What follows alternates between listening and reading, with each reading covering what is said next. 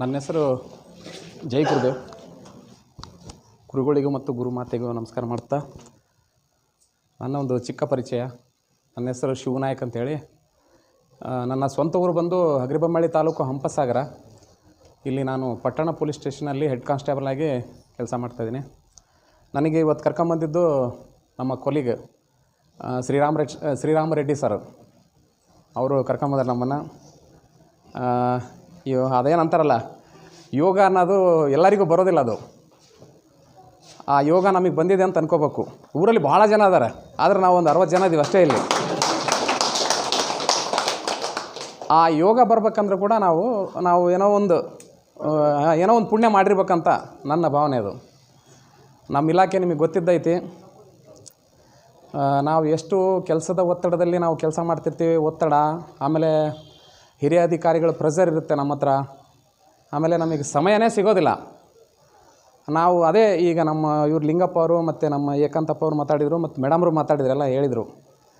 ನಮಗೆ ಸಮಯ ಭಾಳ ಮುಖ್ಯ. ನಮಗೆ ಈ ಟೈಮನ್ನು ನಾವು ಸಂಕಲ್ಪ ಮಾಡ್ಕೊಂಡಿವಿ. ನಿಮ್ಮ ಲಿಂಗಪ್ಪ ಅವರು ಅಂದಂಗೆ ನಾವು ಬರ್ತೀವಂತ ಗ್ಯಾರಂಟಿ ಇದ್ದಿಲ್ಲ. ಯಾಕಂದರೆ ನಾನು ಇದು ಕೋರ್ಟ್ ಡ್ಯೂಟಿ ಮಾಡೋದು. ನಾನು ಈಗ ವಕೀಲರು ಅವರ ಗುರುಜಿಗಳಿಗೆ ಗೊತ್ತಿದೆ. ನಾವು ಬೆಳಿಗ್ಗೆ ಇವತ್ತು ನೈಟೆಲ್ಲ ಪ್ರಿಪೇರ್ ಮಾಡ್ಕೋಬೇಕು. ನಾಳೆ ನಾವು ಡ್ಯೂಟಿಗೆ ಹೋಗ್ಬೇಕಂದ್ರೆ ನೈಟೆಲ್ಲ ಪ್ರಿಪೇರ್ ಆಗಬೇಕು. ನಾಳೆಗೆ ನಾವು ಕೋರ್ಟಲ್ಲಿ ಏನು ಫೈಲ್ ಅದ, ಯಾವ ಸಾಕ್ಷಿಗಳು ಬರ್ತಾರೆ, ಯಾರು ಆರೋಪಿಗಳು ಬರ್ತಾರೆ ಅನ್ನೋ ಒತ್ತಡ ಇರುತ್ತೆ ನಮಗೆ. ಬಟ್ ನಾನೊಂದು 10 ದಿವಸ ಸಂಕಲ್ಪ ಮಾಡ್ಕೊಂಡ್ವಿ, ನಾವು ಹೆಂಗಾರ ಮಾಡಿ ನಾವು ಈ 10 ದಿವಸ ಕ್ಲಾಸನ್ನು ಅಟೆಂಡ್ ಮಾಡಬೇಕು ಅಂತಂತೇಳಿ. ಅದು ಇವತ್ತು ನೆರವೇರಿದೆ. ನಮಗೆ ಭಾಳ ಖುಷಿ ಅನಿಸ್ತಾಯಿದೆ. ಮತ್ತು ನನ್ನ ವೈಯಕ್ತಿಕವಾಗಿ ನಾನು ಭಾಳಷ್ಟು ಬದಲಾವಣೆಯನ್ನು ಕಂಡಿದ್ದೀನಿ. ನಾನು ಬಳ್ಳಾರಿಗೆ ಮೊದಲಾಗ ಕುರುಗೋಡು ಮತ್ತು ಕಂಪ್ಲಿ ಮಾಡಿದೆ. ನಾನು ಡ್ಯೂಟಿ ಕುರುಗೋಡಲ್ಲಿ ಕೂಡ ನಾನು ಕೋರ್ಟ್ ಡ್ಯೂಟಿನೇ ಮಾಡಿದೆ ಗುರುಗಳೇ. ಆಮೇಲೆ ಕಂಪ್ಲಿಯಲ್ಲಿ ಕೂಡ ಕೋರ್ಟ್ ಡ್ಯೂಟಿ.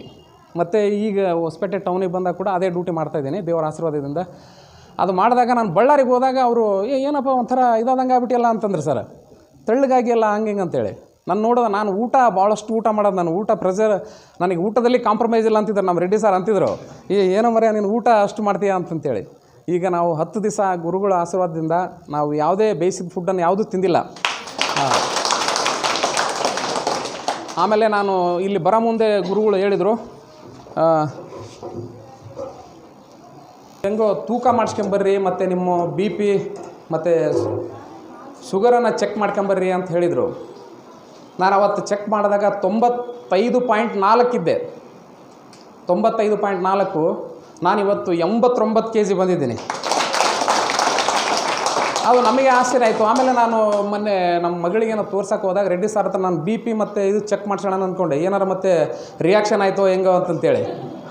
ಆವಾಗ BP 135, 80 ಬಂತು. ಹಾಗಾಗಿ ಆರೋಗ್ಯವಾಗಿದ್ದೇನೆ ಅಂತ ಅಂದ್ಕೊಂಡೆ ನಾನು. ಜೊತೆಗೆ ನಾನು ಇಷ್ಟು ಕುಂದಿರ್ತಿದ್ದಿಲ್ಲ, ನೀವು ಕುಂತಂಗೆ ನನಗೆ ಕುಂದ್ರಕ್ಕೆ ಬರ್ತಿದ್ದಿಲ್ಲ. ಚೇರ್ ಆಗ್ಬೇಕು ನನಗೆ ಅಷ್ಟೇ. ಇಲ್ಲಿ ಮೊಣಕಾಲು ಭಾಳ ಇದೆ ನನಗೆ. ಆಮೇಲೆ ಕೋರ್ಟಲ್ಲಿ ನಿಂತು ನನ್ನದು ಕಾಲು ಎಲ್ಲ ಇದಾಗಿದೆ. ಡಾಕ್ಟ್ರಿಗೆ ತೋರ್ಸಾಗ ಅವ್ರು ಅಂದರು, ಜಾಸ್ತಿ ನಿಂದ್ರಕ್ಕೆ ಹೋಗ್ಬಾರ್ದು ನೀನು, ಸ್ವಲ್ಪ ನಿಂತಾಗ ಸ್ವಲ್ಪ ಕುಂದಿರ್ಬೇಕು, ಸ್ವಲ್ಪ ಕೆಲಸ ಮಾಡ್ತಿರ್ಬೇಕು ಅಂತ ಹೇಳಿದರು. ಆವಾಗ ನಾನು ಈಗ ನೋಡಿ ಕುಂದ್ರೋದು ಕೂಡ ಇದಾಗಿದೆ. ಆಮೇಲೆ ಮೊಣಕಾಲು ನೋವಿಲ್ಲ ನನಗೆ. ಮೊಣಕಾಲು ನೋವಿಲ್ಲ, ಪೂರ್ತಿ ಇದಾಗಿದೆ, ಅದು ಹೋಗಿದೆ. ಹಾಗಾಗಿ ಈಗ ನಮ್ಮ ಕುಟುಂಬ ಕೂಡ ನಾನು ಕರ್ಕೋಬೇಕು.